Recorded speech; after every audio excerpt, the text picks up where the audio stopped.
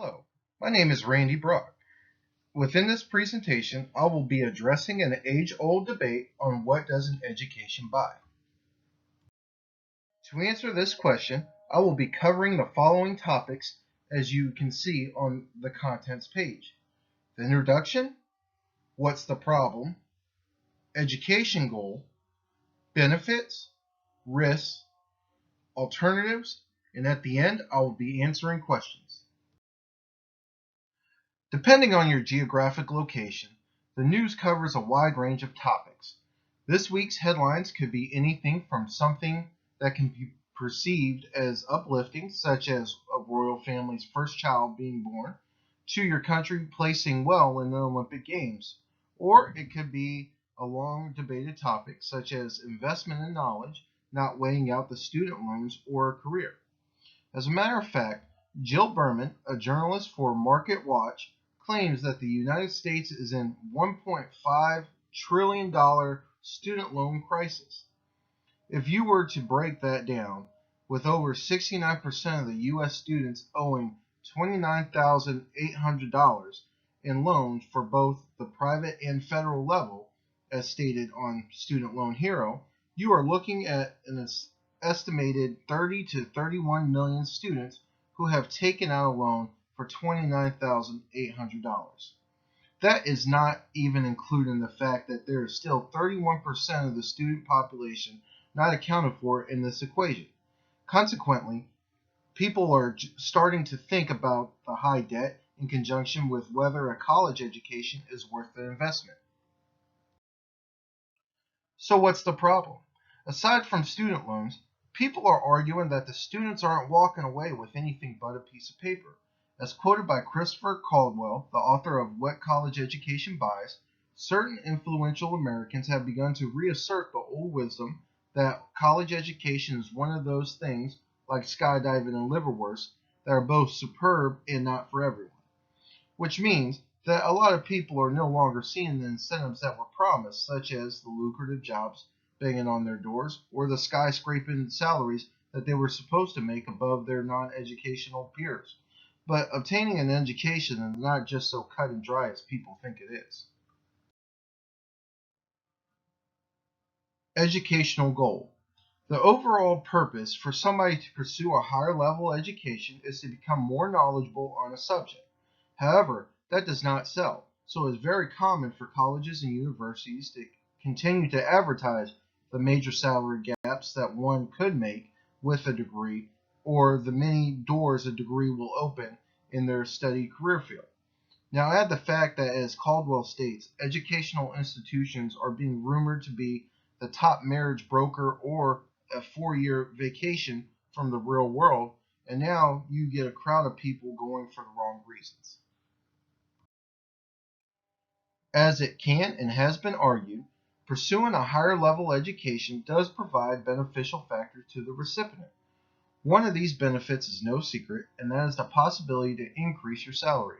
However, the person choosing their field of study needs to think long and hard about where they want to be in the future, because just having a general degree is not going to have any beneficial value, just a hefty student loan, but I will discuss that further in the risk slide. Anyways, the salary is not the only thing you can anticipate changing. Going to school shows your future employers that you are investing in your personal growth. As I have mentioned, it is also a learning experience. If utilized correctly, the student can walk away with vital information that hopefully can be utilized to create job security within the profession. On top of that, some professions require the individual to have a minimum of a bachelor's degree or even a PhD before they are considered eligible for employment. So depending on what profession you are looking to do, college might be something that you will have to do. Risks.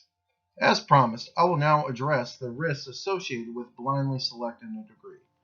Think about it for a second. You are about to dedicate time and money towards something that will stick with you for a very long time, whether you want it to or not. Not only will you be expected to pay back the loan, the 9 times out of 10, you will be paying the same price for a degree based on its level, not what the profession's average pay range. As Caldwell emphasizes, Unless your specialty is equivalent to a doctor, the constant long nights and hard work may seem like overkill at the end. More so, who is to say that you'll even get a job after it's all said and done? 2 years, 4 years, 8 years? None of that matters if your intelligence is not customizable and deployable within the drop of a dime. Alternatives.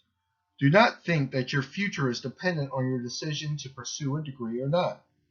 A great alternative to specializing in a subject would be to enroll in a trade school. The benefit of trade schools is that they will teach you how to do a specialized job and even get you certified to do it in a professional setting in a shorter amount of time than a traditional degree. But that is not it. Various trade schools across the country have partnered with colleges in which they will grant the student with college credits in exchange for attending their program.